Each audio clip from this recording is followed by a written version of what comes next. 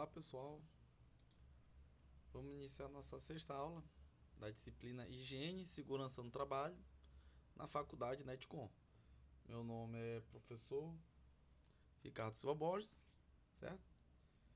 A bibliografia que nós vamos utilizar nessa aula é do livro do Matos e do Másculos, Higiene e Segurança no Trabalho, a primeira edição da editora Elsevier e a Brepo de 2011. Certo? Então, nossa sexta aula, o que se entende sobre higiene de trabalho? Refere-se a um conjunto de normas e procedimentos que visa justamente o quê? A proteção do trabalhador, né? Ou seja, identificando os riscos ali presentes no espaço laboral e propor medidas de controle, né? Então, visa a proteção da integridade física e mental do trabalhador, preservando-os dos riscos de saúde inerentes à tarefa do cargo e o ambiente físico onde são executados, né? Como a gente sabe, em exercício da atividade, o trabalhador está sujeito ao quê? Ao acidente de trabalho. Em relação ao ambiente físico, ele pode também proporcionar doenças do trabalho ou doenças ocupacionais. Então, tem caráter eminentemente o quê? Preventivo, pois objetiva a saúde e o conforto do trabalhador, evitando que a doença e ausente o quê? Provisória ou definitivamente do trabalho, certo? Então é importante empregar a higiene do trabalho justamente para identificar os riscos presentes no espaço laboral e propor o quê? Medidas de controle, né? E através dessas medidas de controle são as medidas preventivas. Então ela pode ser entendida como uma disciplina da área tecnológica voltada para o estudo e a aplicação de métodos para a prevenção de acidentes de trabalho, doenças ocupacionais e outras formas agravos à saúde do trabalhador, certo? Como a gente sabe, o acidente de trabalho é um acidente ali o quê? Imediato. Já a doença ocupacional são doenças que ocorrem com o decorrer da atividade física do trabalhador, né? Uma doença que não se apresenta hoje nem amanhã, mas vai se apresentar daqui a algum tempo, né? Então a prevenção se faz pela identificação e pela avaliação dos fatores de riscos e cargos de trabalho, com a origem no processo de trabalho e na forma de organização adotada, e da implementação de medidas para eliminação ou minimização desses fatores de risco e cargo. Então temos como definição: a higiene ocupacional é a ciência que tem como objetivo o que, pessoal? Primeiramente, reconhecer o risco ali presente, para depois identificar, ou seja, avaliar esse risco, qual o grau dele, se ele é leve, moderado ou grave, e propor o quê? As medidas de controle, né? Então é a ciência que tem como objetivo reconhecer, avaliar e controlar os riscos ocupacionais no ambiente de trabalho. Então, cabe à higiene e segurança do trabalho, juntamente com os outros conhecimentos afins, como por exemplo ergonomia, saúde ocupacional e saúde do trabalhador, identificar os fatores de risco que levam à ocorrência de acidente e doenças ocupacionais, né?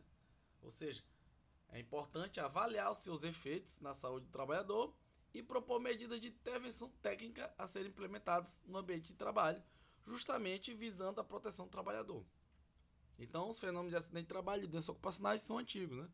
Sua origem está relacionada com o surgimento de trabalho ao longo da história da humanidade, e as condições de trabalho têm causado mortes, doenças e incapacidade para um número incalculável de trabalhadores, né? Ou seja, pessoal, a empresa que não emprega a higiene do trabalho, né? Ou seja, identificar os riscos presentes no espaço laboral e propor medidas de controle, consequentemente, não está priorizando o trabalhador, né? Então, o trabalhador está sujeito a se acidentar ou ter doenças ocupacionais.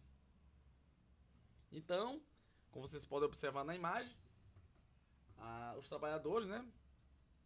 A doença do trabalho ela não é nova, ela é bem não, pelo contrário, ela é recente, a higiene e segurança do trabalho, certo? Como a gente pode observar na Europa, né, teve a peste negra, onde se tivesse já o entendimento da higiene e segurança do trabalho, poderia minimizá-lo ou evitá-lo, esse tipo de problema, né? Como vocês podem observar, ela só vai ter importância somente com a Revolução Industrial, ou seja, a higiene e segurança do trabalho só veio a ganhar importância na era moderna no período após a Revolução Industrial, né? Como a gente sabe, na época do Taylorismo, os trabalhadores tinham funções específicas e cargas horárias muito altas, né? Sem limites, ocasionando então inúmeros acidentes e doenças ocupacionais. Então, a expansão da Revolução Industrial em diversos países da Europa levou ao surgimento de novas legislações e de serviços médicos em indústrias, sendo que em alguns países a sua existência passou de voluntária, como na Inglaterra, a obrigatória, né? Então, outros países europeus aprovaram várias leis trabalhistas, como a Suíça, como a primeira lei de proteção ao trabalhador, somente em 1877, e com a obrigatoriedade de inspeções do trabalho em 1878.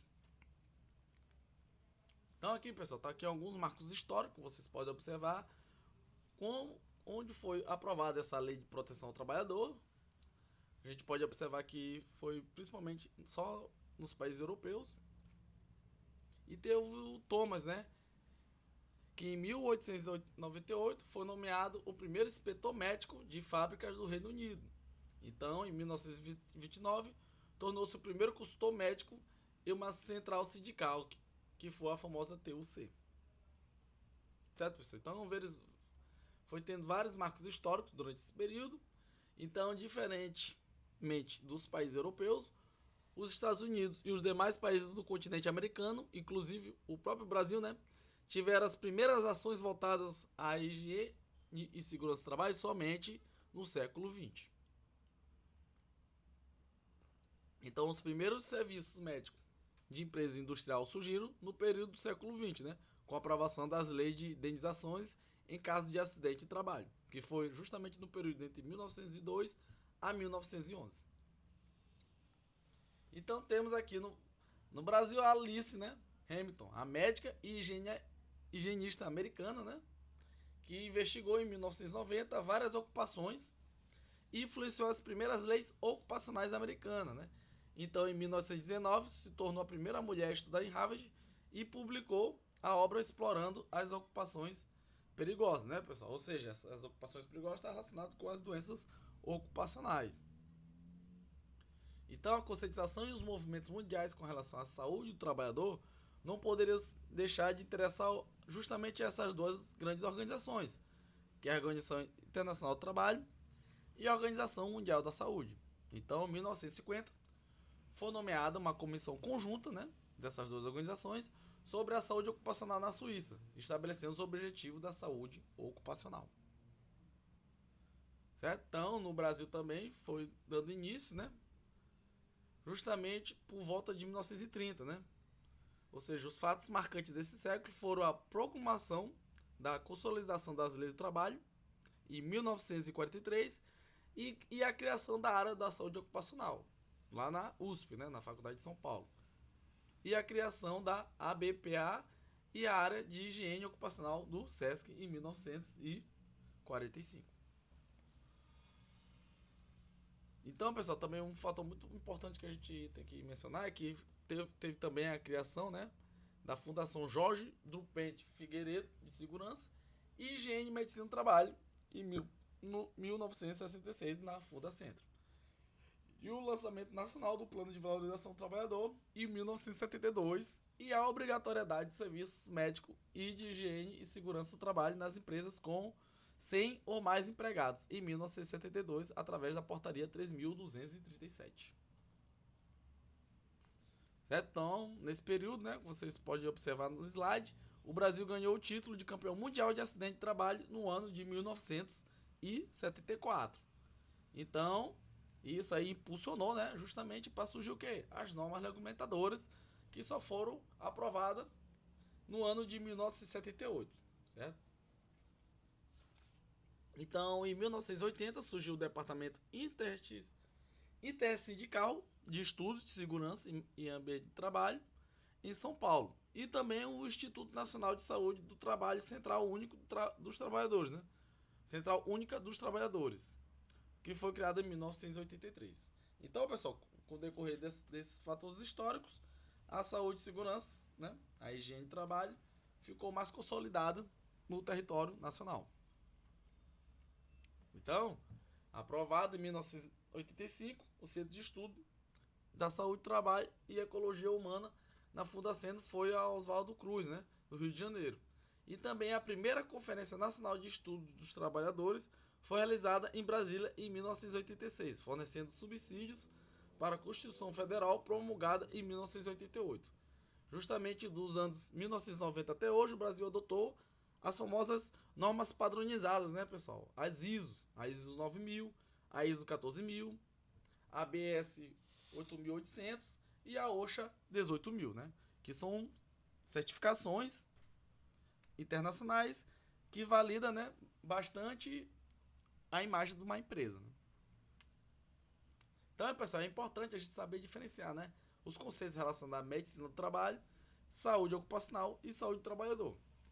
Então, a medicina do trabalho, pessoal, é justamente o que pode ser definida como uma especialidade médica que lida com as relações entre a saúde dos homens e mulheres trabalhadores e o seu trabalho, né? Visando não somente a prevenção das doenças e dos acidentes de trabalho, mas promovendo o que, pessoal? A promoção da saúde e da qualidade de vida. Isso que caracteriza a medicina do trabalho. Então, como a gente pode observar no conceito de Mendes e Dias, em 1991, a especialidade médica voltada primordialmente para o tratamento, né, justamente que da doença ou da recuperação da saúde, certo? Então, o tratamento dos efeitos ou diminuição das sequelas causadas pelo acidente e doença. Isso é categorizado como medicina do trabalho. Só lembrar, pessoal, é promoção da saúde, né, e qualidade de vida do trabalhador. Já a saúde ocupacional é nada mais do que um setor específico dentro da grande área da saúde, porém que lida unicamente com a saúde voltada para o trabalhador, né? Então, o principal intuito da saúde ocupacional é ser voltada para a prevenção de doenças e demais problemáticas que possam se originar no ambiente de trabalho, certo? Já a saúde do trabalhador é o conjunto de atividades que se destina, né, através de ações de vigilâncias epidemiológicas e vigilâncias sanitárias. Também a promoção e proteção da saúde dos trabalhadores, né? Ou seja, durante seu exercício no espaço laboral. Certo, pessoal? Agora nós vamos comentar sobre os riscos ambientais, que elas são divididos em 5, que é justamente o risco físico, químico, biológico, ergonômico e de acidente, né? Elas são categorizadas justamente, definidas na verdade, na NR9, né, que é a famosa PPRA, que é o Programa de Prevenção de Riscos Ambientais. Lá está intitulado todas as características desses riscos ambientais, né? Então é importante identificá-los justamente para poder identificá-los quando o trabalhador, quando for fazer uma inspeção em um espaço laboral, né? Identificar todos os riscos ali presentes e propor medidas de controle, né? Então, é importante também, pessoal, identificar, né, os fatores que influenciam na saúde do trabalhador, que a gente pode identificar 5, né? Tempo de exposição, a acessibilidade individual, a concentração do risco, a natureza do risco e a intensidade do risco, certo? Isso em relação aos riscos ambientais.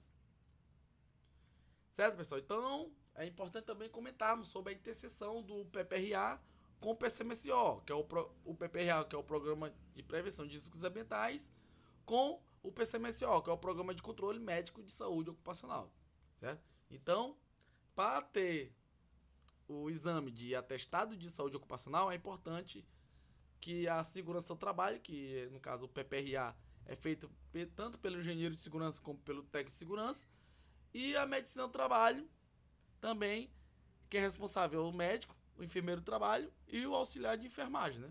Ou seja, esses dois, tanto a segurança do trabalho, que é relacionado com a parte da engenharia, como a medicina do trabalho, que é relacionada à parte da saúde, em juntos eles fazem o quê? O famoso atestado de saúde ocupacional, né? Ou seja, tanto o PPRA como o PCMSO é responsável pelo pessoal do SESMIT. Certo? Então, em relação aos agentes físicos, temos vários tipos, né, pessoal? Temos o ruído, um exemplo. Temos também, é importante, né, identificar essa tabela, ela está anexada na NR15, Vocês podem observar depois com mais calma no próprio slide, certo? Temos o calor também, que é um agente físico. Além do calor, temos também o frio. É importante, pessoal, que nos agentes físicos é importante identificar o que? O tempo de exposição do trabalhador e o grau desse agente, certo? Então é importante identificá-los para poder propor medidas de controle em relação a esses agentes físicos. E além também do calor, frio, temos também vibrações, certo?